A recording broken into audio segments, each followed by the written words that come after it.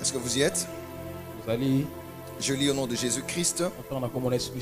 Ô roi, tu regardais et tu voyais une grande statue. Cette statue était immense et d'une splendeur extraordinaire. Elle était debout devant toi et son aspect était terrible. La tête de cette statue était couverte d'or pur. Sa poitrine et ses bras étaient d'argent. Son ventre et ses cuisses étaient d'airain. Et ses jambes de fer, ses pieds en partie de fer et en partie d'argile. Quelqu'un peut dire en partie de fer, en partie de fer et en partie d'argile. Et en partie d'argile. Plus fort, en partie de fer, en partie de fer et en partie d'argile. Et en partie d'argile. Dis avec moi Genèse chapitre 6.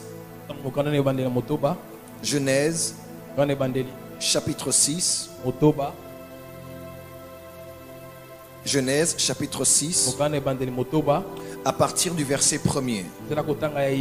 Genèse 6. À partir du verset 1er.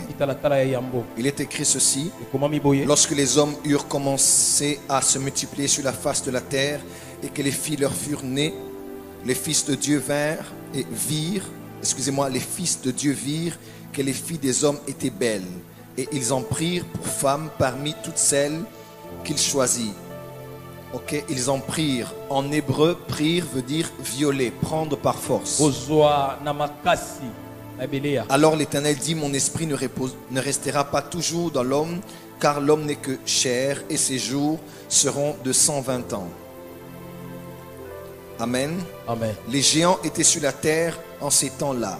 Il en fut de même après que les fils de Dieu furent venus vers les filles des hommes, les béné Elohim vers les filles des hommes, et qu'elles leur eurent donné des enfants. Ce sont ces héros qui furent fameux dans l'Antiquité. Amen. Amen. Verset 8. Mais Noé trouva grâce aux yeux de Dieu. Voici la postérité de Noé. Noé était un homme juste et intègre. Dans son temps, Noé marchait avec Dieu. Que Dieu bénisse sa parole ce soir. Est-ce qu'on peut acclamer pour la parole du Seigneur? Je sais que nous avons des Bibles, mettons-nous s'il vous plaît.